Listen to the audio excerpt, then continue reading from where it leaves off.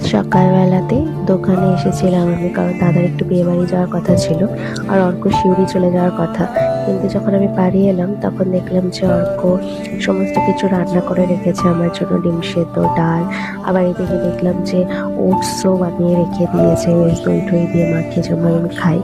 তারপর বললো যে ও যায়নি শিউরি, তার কারণ হচ্ছে অদিতি আজকে শিউরি গেছে আর ও চলে গেলে আমাকে একা থাকতে হতো। আর এই সময় তো বললো যে ও আমাকে একা রেখে যেতে চায় না।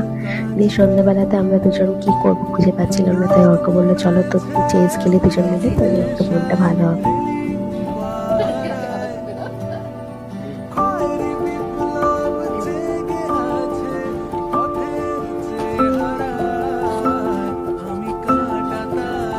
আমি কিন্তু ওর কাছ থেকে খেলা শিখেই ওর সাথে খেলাটা খেলছিলাম।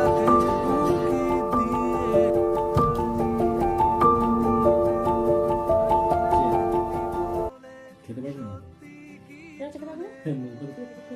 তো দেখে যায় না বাবা।